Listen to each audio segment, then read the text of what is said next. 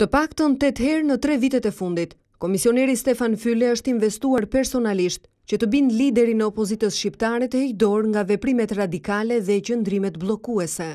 Disfata në zgjedhjet e vitit 2009 si dhe humbja e Edi Ramës në Bashkinë e Tiranës në 2011 e vendosën opozitën për afro 2 vjet në një pozicion radikal, që angazhoi komisionerin Füle t'i drejtohej disa herë kryesocialistit Rama, që politikën ta kthente në rrugë institucionale.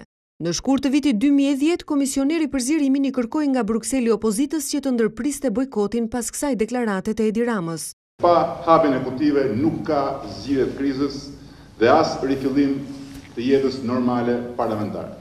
As far as Albania is concerned, I already made a statement in which I encouraged political parties, those in power and also opposition, to solve the issues, to allow the political process to take place in the framework of Parliament or the platform of Parliament, and not in the streets.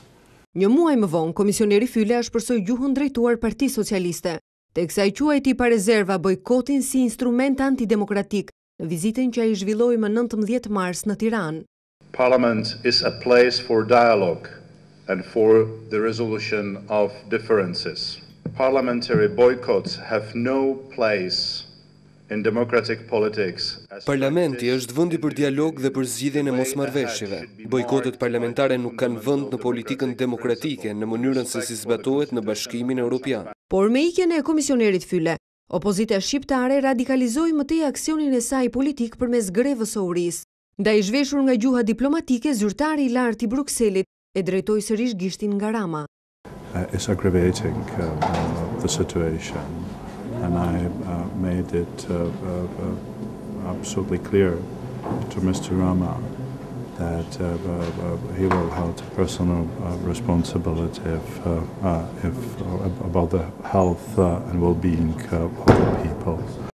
Ndërhyrja direkte e komisionerit Füle do t'i jepte fund grevës së urisë, që do të mbyllej me darkën në restorant Krokodili në Bruksel, mes tij, kryeministrit Berisha dhe kryesocialistit Rama.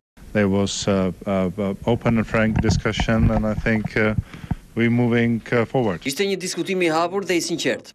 Po ecim përpara, por mbetet shumë për të bërë. Pak muaj më vonë, veprimet radikale të opozitës do ta detyronin komisionerin Füle të tërhiqte sërish vëmendjen liderit të opozitës. We very much regret that there are still voices choosing to call on people to do otherwise than work together to find a solution. Na vjen shumë keq që ka ende zëra që i bëjnë thirrje të tilla njerëzve në vend që të punojnë për të gjetur një zgjidhje. Humbja e Ramës në garën për Tiranën më 8 maj e gjeti sërish opozitën në skajin e saj ekstrem. Kolegji zgjedhor vulosi një grabitje të dhunshme, ditën për diell dhe sy për sy, përpara një populli të tërë nxori humbsin fitues, duke bërë qorrin e shurdhin si në çdo regjim pa drejtësi.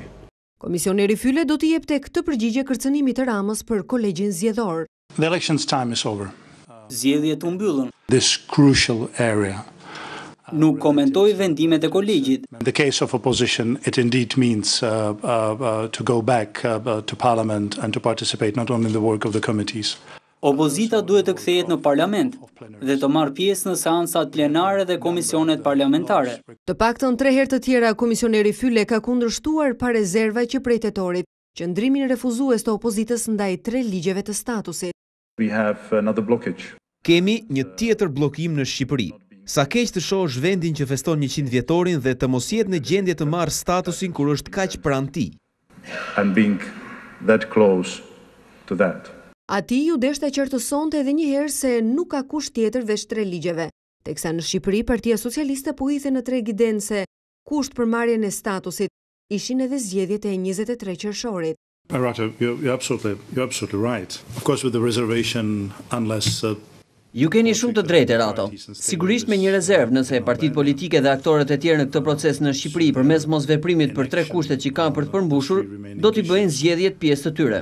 Ne kemi harxuar shumë kohë për konkluzionet në mënyrë që të mos lëm hapësira për interpretime të ndryshme. Është interesante të shohësh që ka interpretime të ndryshme.